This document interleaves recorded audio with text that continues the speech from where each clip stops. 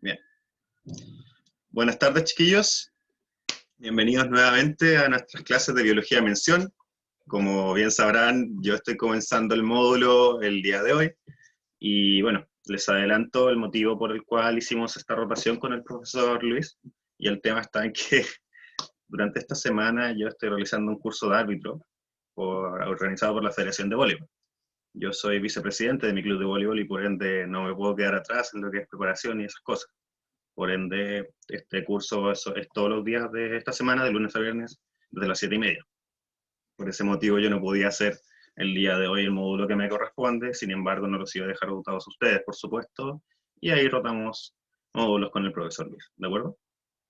En cuanto al profesor Luis, si bien habíamos llegado a esto, él los mantendrá al tanto porque me parece que tuvo un inconveniente el día de hoy, y probablemente más tarde les irá avisando qué terminará pasando con ese módulo, ¿de acuerdo? Se está poniendo de acuerdo ahí con los profesores de física y química común a ver si logra hacer un cambio. Pero de no ser posible, y de no ser posible un reemplazo tampoco, les irá avisando qué terminará pasando con esa clase, ¿de acuerdo? Bien. Terminado el aviso de utilidad pública, podemos comenzar con nuestra clase de hoy, clase de selección natural. Vamos a terminar de definir unos conceptos que vimos en la clase anterior. De hecho, también la vieron conmigo, que es de evidencias de la evolución. Y bueno, la gran mayoría va a ser un repaso de esa clase y también alguno que otro concepto. Así que la idea es que esto no dure más de un módulo. ¿Bien? Bien. Los objetivos de la clase serán: punto 1, repasar la evolución convergente y divergente, ¿cierto? Estos dos conceptos que ya vimos la clase pasada. También conocer los distintos tipos de selección natural. Y por último, analizar la deriva génica y el flujo génico. Vamos a ver estos dos conceptos muy importantes y que suelen ser preguntas típicas en la prueba. ¿Bien? Bien. Bueno, ¿qué podemos decir en cuanto a la evolución convergente? Aquí nos dice que se puede interpretar como en términos de adaptación a condiciones similares, o sea, a ambientes similares, o incluso podemos estar hablando de un mismo ambiente, de diferentes formas de vida con diferentes líneas evolutivas, diferentes linajes. O sea, estamos hablando de organismos que no están emparentados cercanamente. ¿Bien?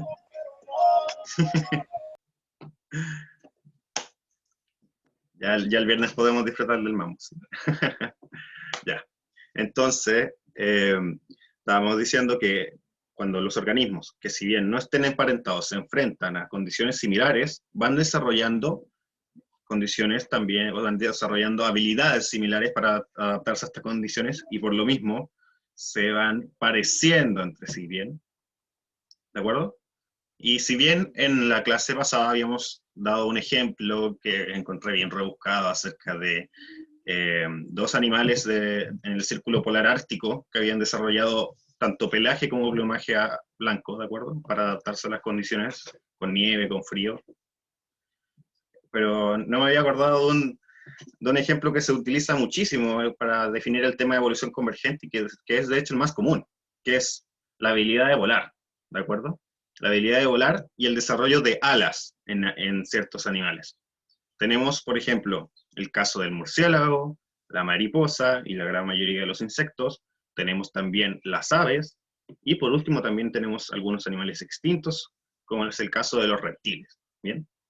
Entonces, vamos viendo que diferentes tipos de animales, lejanamente emparentados, porque de acuerdo, son todos animales, pero pertenecen a familias distintas, órdenes distintos, probablemente las líneas evolutivas de estas especies se dividieron hace cientos, miles de millones de años, bueno, no tanto, cientos de millones de años, y nos vamos a encontrar aún así con que desarrollaron estas habilidades similares que eran las de volar y estas partes especializadas para volar que eran las alas, ¿cierto? Pero sí, vamos viendo que son de diferente material, son de diferente composición, ¿cierto? Algunos son vertebrados, otros no. Profesor, lo veo un power que puso. Voy a ver. ¿A qué te refieres? Oh, ¿qué tal ahora? Discúlpeme. ¿Ahora se ve la diapositiva de la que estaba hablando? Ah, ya, perfecto, muchas gracias. Bien, entonces, vamos volviendo, creo que ya quedaron bien claros los objetivos a pesar de no ver la diapositiva correspondiente. No, no se preocupen, estaba compartiendo la presentación, pero no cuando se pone en pantalla completa, no lo incluye. Bueno, Zoom tiene sus cosas raras. Aún no soy un experto en esto. Bien, entonces tenemos claro que la evolución convergente se da entre especies muy distintas que desarrollan habilidades similares. Eso a grandes rasgos. ¿Queda claro, cierto? ¿Hay alguna duda al respecto? Aparte de no haber visto la diapositiva durante la mitad de mi explicación. ¿Qué tal estamos con este concepto? Bien, todo claro. Eso es lo que quiero que ustedes se lleven para la casa. Que todo converge, llega a un punto, se une, se junta. Desde distintas partes, convergen y llegan a un punto. Súper. Por otro lado, y en este caso sería un concepto antónimo del anterior, veríamos los casos de evolución divergente. Y aquí tenemos un ejemplo también súper común, en el cual vamos a ver las extremidades superiores de distintos tipos de mamíferos. Bien, los mamíferos son animales que están mucho más espartados que los que vimos en el ejemplo anterior, donde teníamos insectos, reptiles, mamíferos, aves, etc. Y aquí tenemos solamente mamíferos, ¿bien? Convengamos que estos mamíferos en algún punto de su evolución, en algún punto de la historia, estuvieron todos homologados en una sola especie, que luego se fue diversificando debido a las condiciones del ambiente y a las que se tuvo que adaptar, ¿bien? Y esta misma extremidad superior, que en el caso de nosotros los humanos lo conocemos como brazo, ¿cierto? Se fue desarrollando de diferente manera de acuerdo a las condiciones a las que se tenían que enfrentar estos organismos. Bien, por un lado, los humanos, ¿cierto? Desarrollamos brazos y manos con pulgares que nos permiten agarrar cosas, ¿cierto? Y debido a que nosotros utilizamos nuestros dos pies nuestras dos piernas para mantenernos erguidos, eso nos permite utilizar las manos para agarrar cosas en lugar de utilizarlas para caminar sobre nuestras cuatro extremidades, ¿bien? Distinto es el caso del perro, que utiliza sus cuatro extremidades para poder movilizarse, y es por ello que vamos a ver que los perros tienen sus patas delanteras, ¿cierto? Desarrolladas para poder moverse, ¿cierto? Para poder correr, para poder trotar, ¿cierto? Con esas patas delanteras, ¿bien? También vamos a tener el caso de las aves, en las cuales sus extremidades superiores se especializaron de tal manera de servir como sostén para sus plumas y toda la estructura que compone sus alas, ¿cierto? Así que en lugar de que ellos los utilizaran para tomar cosas o para moverse sobre la tierra, las utilizan para moverse en el aire, volar, ¿bien? Por último, y tenemos también el caso de otro mamífero, que es la ballena, ¿bien? Bueno, la ballena no es mamífero, pero se entiende, ¿cierto? Estábamos hablando de individuos, especies que en algún punto estuvieron contenidas en una sola especie y luego se especializaron, se especiaron. Luego con el profesor Luis van a ver el concepto de especiación, ¿bien? Entonces teníamos aquí el caso de la ballena, otro mamífero, al igual que el humano, al igual que el perro, que va a haber desarrollado sus extremidades superiores hasta el punto de desarrollar extremidades de manera de poder moverse a través del océano, ¿cierto? Las ballenas son enormes y tienen la habilidad de nadar, ¿bien? Y de hecho, esas extremidades superiores en sí no cumplen un gran rol más que estar a sus costados para, eh, para ejecutar ciertos movimientos laterales, ¿cierto?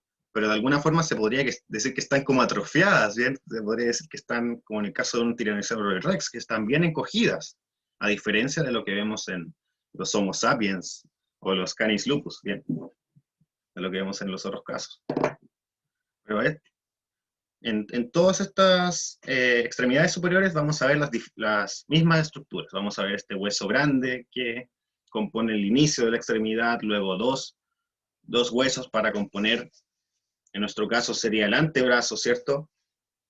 Luego vamos a encontrar los huesos de la muñeca, que también los vamos a ver compuestos de la misma forma o de forma similar en el perro, en el ave y en la ballena. Y finalmente vamos a tener los dedos, ¿cierto? Los dedos, las garras, en fin.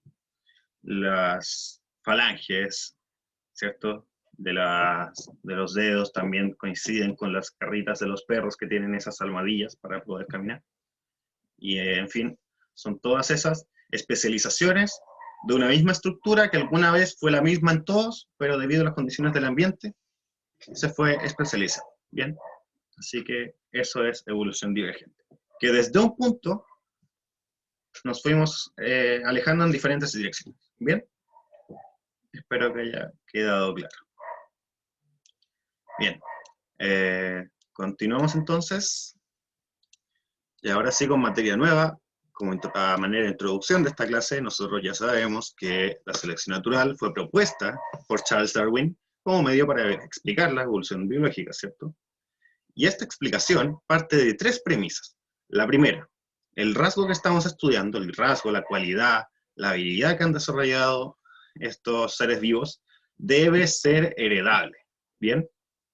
No podemos estar hablando de que un atleta de salto largo haya desarrollado las medias piernas y uno diga, wow, esa es selección natural, él es el más apto para hacer salto largo. No, porque ese rasgo no es heredable. ¿Bien? Sus hijos no van a nacer con el tren inferior bien desarrollado solamente porque su padre hacía salto largo, ¿de acuerdo? Por otro lado, si este mismo caballero, por naturaleza, o de alguna manera, en sus genes están las características de sus piernas, que tengan más fibra y menos grasa que la del humano promedio, eso sí podría ser una característica heredable. ¿Bien? Todos hemos conocido alguna vez, sobre todo los que hacemos deporte, aquellos que son talentosos por naturaleza y tienen un salto natural o tienen una capacidad de correr mucho o muy rápido, ¿cierto? Sin haber entrenado nunca. Y eso también puede ser debido a factores genéticos, ¿de acuerdo? Esos sí pueden ser rasgos heredables, como también lo son el color de pelo, el color de ojos, etc. La segunda premisa es, debe existir una variabilidad del rasgo entre los individuos de una población. ¿Bien? ¿A qué nos referimos con esto? Este rasgo no puede ser el mismo en todos, si no nos veríamos ninguna selección natural, tendrían todos el mismo rasgo. Sería un rasgo inalterable en todos. Al haber esta variabilidad, nosotros podemos ir comparando cuál se mantiene y cuál es desechado por la selección natural. ¿Bien? Finalmente, esta variabilidad del rasgo, esta capacidad del rasgo de diversificarse en diferentes tipos del mismo, debe dar lugar a diferencias en la supervivencia o éxito reproductor. O sea, que los diferentes tipos de este rasgo le van a permitir a la especie tener alguna ventaja o desventaja sobre sus pares en términos de la supervivencia a lo largo del tiempo del individuo en sí, o sea, de cuánto el individuo del que estamos hablando sobrevive, en su esperanza de vida, cuántos años va a vivir, etc. Y también el éxito reproductor que va a tener, que va a tener éxito al cortejar a las hembras o la hembra al atraer a los machos, etc. O también en el éxito que van a tener sus crías, la esperanza de vida al nacer que van a tener esas crías, y la manera en la que se van a desarrollar esas crías, de manera de que sean posteriormente adultos que sean capaces de continuar con la especie, ¿cierto? Eso es lo que le interesa al proceso de la selección natural. Haciendo que algunas características de nueva aparición, ¿cierto? Que estas características, gracias a que el rasgo es variable, nos permite que aparezcan nuevas características que se pueden extender en la población, debido a que son más ventajosas para la supervivencia de la especie que las anteriores. ¿Bien? Bien, continuemos. Habiendo aclarado lo que significaba el concepto de la selección natural y sus premisas, podemos ir clasificando tipos de selección natural. ¿Con qué tipo de selección nos vamos a ver en diferentes especies de acuerdo a las características del rasgo del que estemos hablando y cómo este rasgo puede ayudar a la especie a su éxito en supervivencia o reproducción, ¿cierto? Entonces vamos a ver que existen 4 tipos de selección natural. Algunos dicen que 3 porque la selección sexual la dejan aparte, y que son clasificadas según los individuos que sobreviven en cada caso de selección. Bien, según quiénes sobreviven, no en cantidad, sino en cualidad, ¿bien? Según de qué tipo son los individuos que sobrevivieron. ¿Qué características del rasgo heredaron para que les permitiera sobrevivir? ¿Bien? Entonces, vamos a ver que los 4 tipos son la selección estabilizadora, la direccional, la disruptiva o balanceada, y finalmente la selección sexual. Vamos a ir definiendo uno a uno cuáles son. En primer lugar, tenemos la estabilizadora. Aquí pueden ver un gráfico que lo ilustra bien. Y este es probablemente el mecanismo de acción más común de la selección natural, ¿bien? Esto téngalo bien en claro. Los organismos promedio son los que sobreviven, mientras que los extremos perecen, ¿bien? Tienen una menor esperanza de vida. Y un ejemplo de esto es el peso prenatal humano. ¿A qué nos referimos con el peso prenatal? Con el peso antes de nacer de los bebés humanos, ¿bien? Y vamos a ver que, cierto que los bebés que nacen con menos peso, algunos nacen prematuros, ¿cierto? Son llevados hacia la incubadora, esto es porque necesitan ganar peso y necesitan terminar de desarrollarse para poder sobrevivir, ¿bien? Por otro lado, también tenemos el caso de bebés que se desarrollaron mucho o adquirieron mucho peso durante su estadía en el útero de la madre, y luego va a ser muy difícil su parto, ¿cierto? De repente salen algunos muy cabezones, como fue mi caso, y terminamos practicando la cesárea en tiempos modernos. Sin embargo, en tiempos antiguos no existían esas técnicas quirúrgicas, ¿cierto? Y los partos naturales podían ser dolorosos, tediosos, y podían terminar con la muerte del bebé o incluso la muerte de la madre, ¿bien? Entonces, de a poco los humanos hemos podido alterar este orden natural de las cosas que sería la selección estabilizadora, y claro que está bien, porque le hemos podido abrir las puertas de la vida a muchos bebés que antiguamente no habrían podido sobrevivir al parto o a su prematura venida al mundo debido a que venían o con muy poco peso o con mucho peso, ¿de acuerdo? Bien, esta sería nuestra selección estabilizadora. Los promedios son los que tienen la ventaja. Siguiente, es nuestra selección direccional. Y como dice su nombre, va en una dirección, ¿no? Favorece a un solo alelo, a un solo tipo de este aspecto, de esta característica, y por ello la frecuencia alélica de una población continuamente va en una dirección.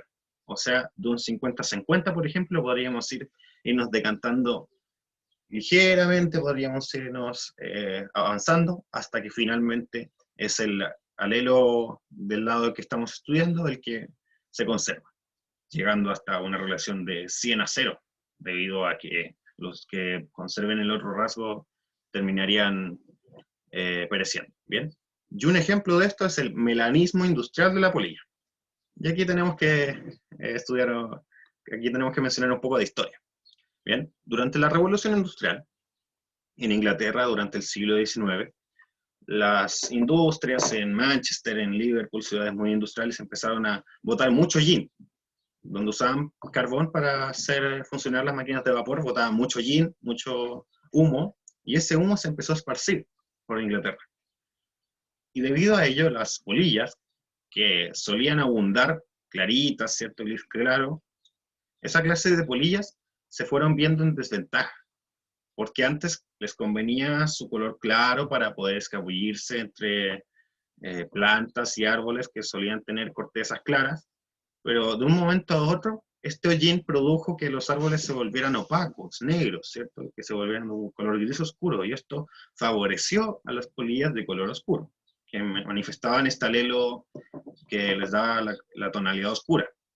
Y eso fue alterando este orden de las cosas, produciendo que la selección se fuera direccionando hacia las polillas de color oscuro, porque ahora sí tenían la ventaja, podían escabullirse, podían camuflarse con estos árboles que ahora eran de color oscuro. Bien, me parece que es un muy buen ejemplo porque nos muestra también los efectos que podemos tener los humanos sobre el medio ambiente y la manera en la cual la naturaleza se adapta a las consecuencias que sufre debido a nuestra acción. Bien, en este caso, las polillas que terminaron sobreviviendo fueron las de tonalidad oscura, y las de tonalidad clara se fueron haciendo cada vez menos comunes. Bien, súper. La última selección natural de las 3 que estudiamos como tales sería la selección disruptiva, ¿bien? Y aquí este es un caso particular, porque vamos a ver que al medio se produce una depresión en el gráfico, sin embargo, a ambos extremos vamos a ver cotas altas, ¿bien? Vamos a ver dos montañitas. Y esto se produce porque hay dos características que tienen la ventaja, sin embargo, la manifestación de ambas, o la mitad de una, la mitad de otra, o bueno, en términos de genotipo diríamos que es heterocigoto, en términos de fenotipo diríamos tal vez codominancia o herencia incompleta, en fin. La mezcla o el intermedio entre ambos extremos no va a ser ventajoso para esta especie, ¿bien? Y Darwin, al ver que, por ejemplo, en las Galápagos se encontró con pájaros con distintos tipos de picos, ¿bien? Se encontró con que algunos desarrollaban picos puntiagudos para comer semillas, otros picos más amplios para alimentarse tal vez de peces o de insectos que cazaban, pero los que desarrollaban en medio, los que no eran ni tan puntiagudos ni tan largos, terminaban por estar en desventaja frente a las demás especies, ¿bien? Y esto, si bien nos puede sugerir que estamos ante un caso de especiación, porque que ya les dije que es un concepto que en el que ahondarán en la próxima clase, pero a grandes rasgos es la aparición de nuevas especies a partir de un origen, esto no sucede tan rápido como en otros tipos de especiación que también verán más adelante. Y bueno, el ejemplo que ya les mencioné, el tamaño de los picos de los pájaros en Islas Galápagos que visualizó Darwin, y en el cual que se dio cuenta que los que desarrollaban estas características extremas eran los que al final sobrevivían y tenían la ventaja. Bien. Por último, tenemos la selección sexual, bien, y esta selección sexual, que es un tipo también de la selección natural, nos explica el desarrollo de caracteres sexuales secundarios en los seres vivos, que parecían no responder a la selección natural. Bien. Características tales como, por ejemplo, la melena de un león, lo frondosa que puede ser, y las implicancias que tiene eso en el cortejo de la hembra, ¿bien? Por otro lado están las astas de un reino, ¿cierto? Entre más grandes, les permiten tener una ventaja al competir, al pelear con otros reinos, ¿cierto? Sin embargo, no son un carácter sexual primario, ¿correcto?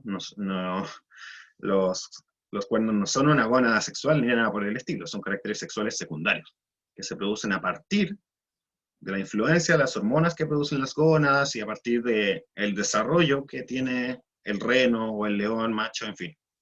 Asimismo, las hembras también tienen el desarrollo de sus caracteres sexuales secundarios.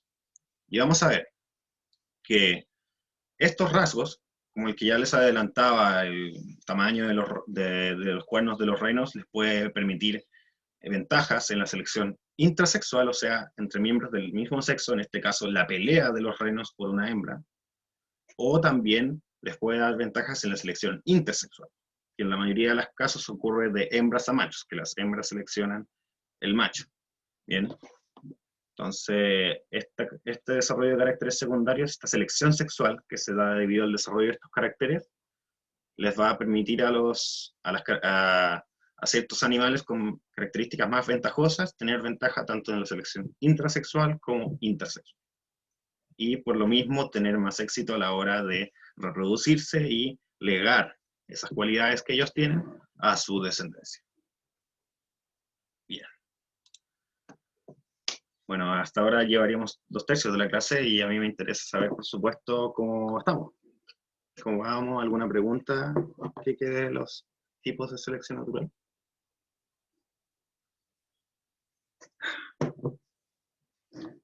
Todo bien, perfecto, me parece. Bien, y la última parte de la clase esta sería la de derivagénica y flujogénica. Bien, vamos a ver primero en qué consiste este concepto de derivagénica. Vamos a ver que es una fuerza evolutiva, o sea, una tendencia, una corriente que influye en la evolución, que actúa cambiando las frecuencias alélicas de las especies en el tiempo, o sea, la frecuencia de determinado tipo de carácter, ¿correcto? Y es consecuencia del muestreo aleatorio en la reproducción y de la pérdida de unos alelos por azar y no por selección natural. O sea, yo les digo ahora, olvídense de todo lo que ya les hablé en el resto de la clase y ahora piensen que todo esto es por cosa del azar. O sea, si nos fijamos en la imagen de la derecha, vamos a ver que en la generación 1 hay polillas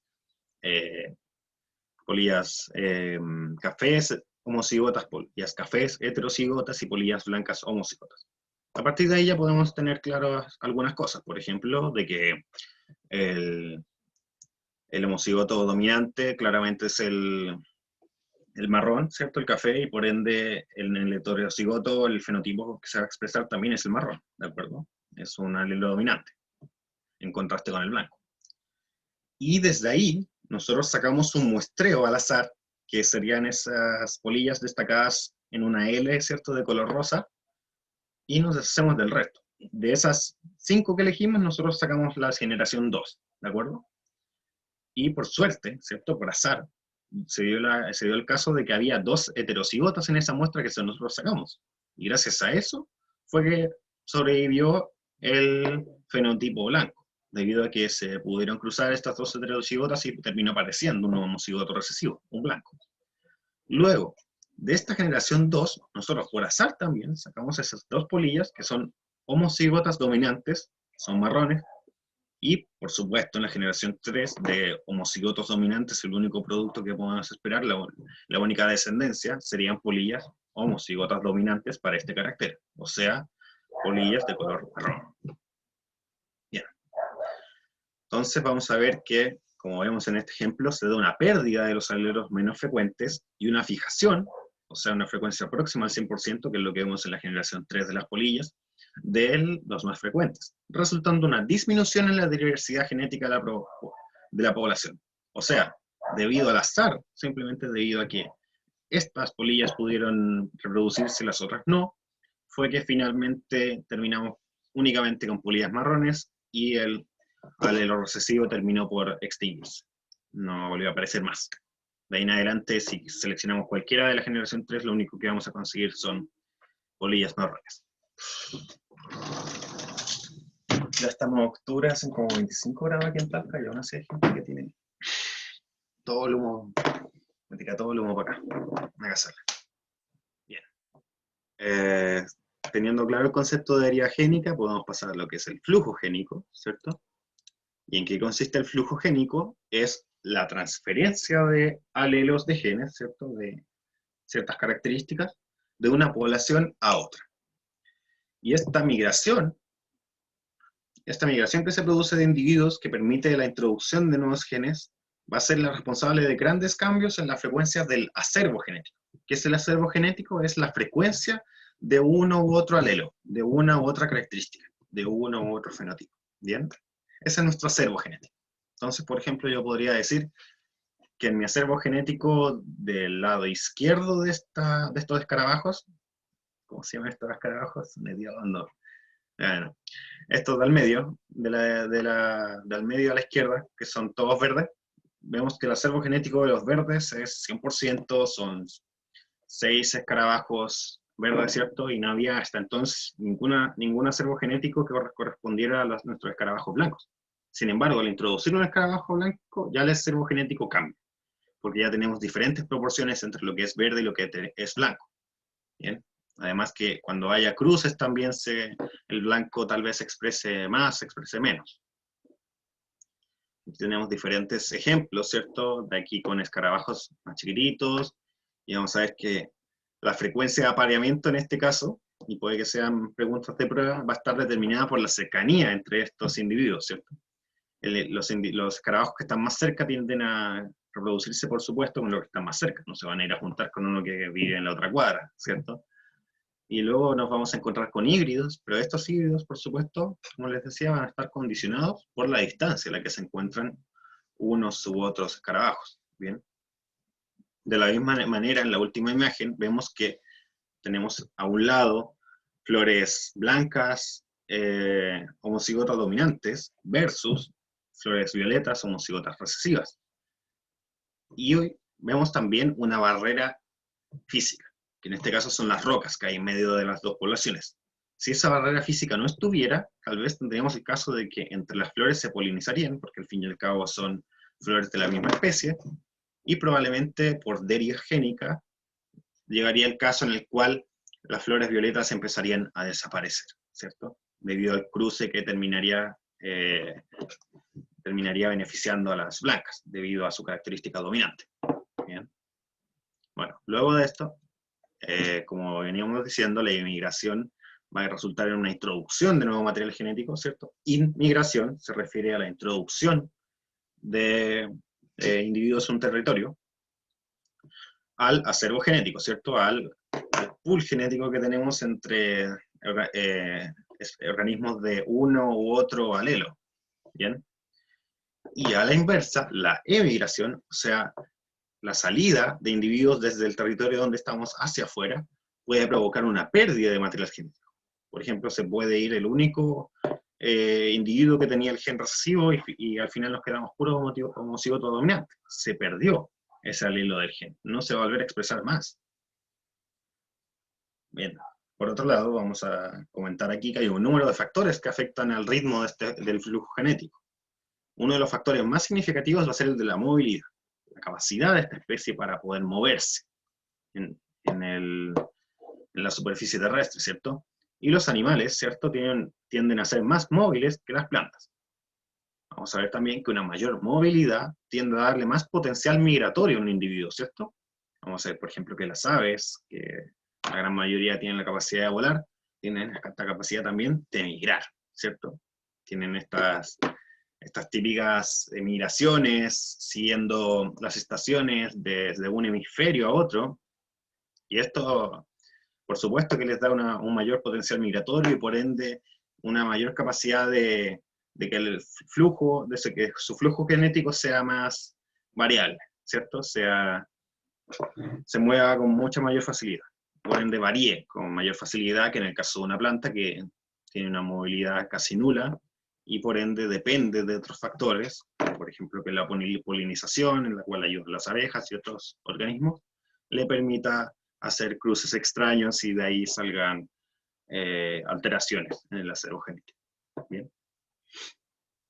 Bueno, finalmente quiero que queden bien claros dos conceptos que están relacionados con esto de deriva génica y flujo génico. El primero ya lo vimos, era del cuello de botella, o sea, no lo había mencionado, pero los ejemplos que hemos mencionado, ¿cierto? Por azar, se pueden ilustrar con en esta botella, ¿cierto? Tenemos una población inicial ahí, que se ve que tiene más o menos una igual cantidad de azules y amarillas, e incluso una predominancia de las amarillas, ¿bien? Y luego reducimos la población. Esto puede ser la representación de un evento catastrófico, un terremoto, una erupción volcánica, ¿bien?, que terminó por diezmar a la población que teníamos dentro de la botella, y nos terminó dejando con poquitos individuos en su mayoría azules, ¿bien?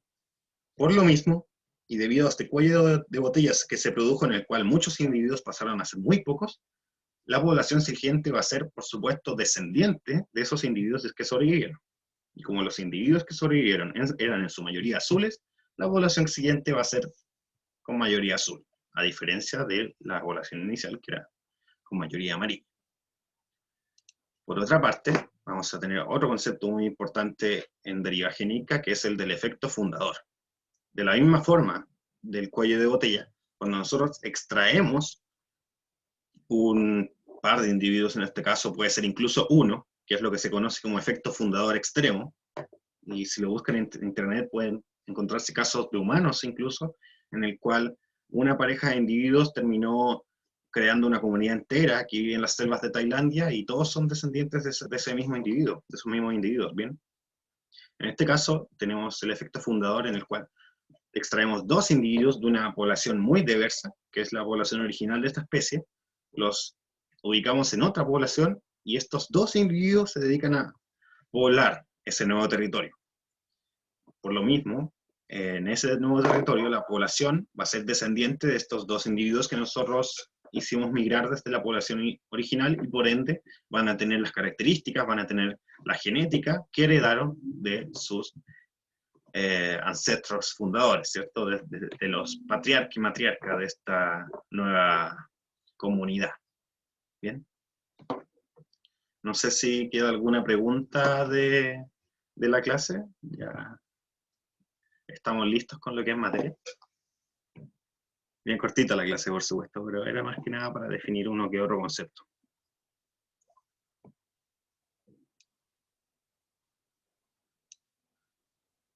Todo bien. Súper. No se vayan todavía, que voy a terminar de pasar la lista. Disculpen por la interrupción al principio, voy a dejar de grabar.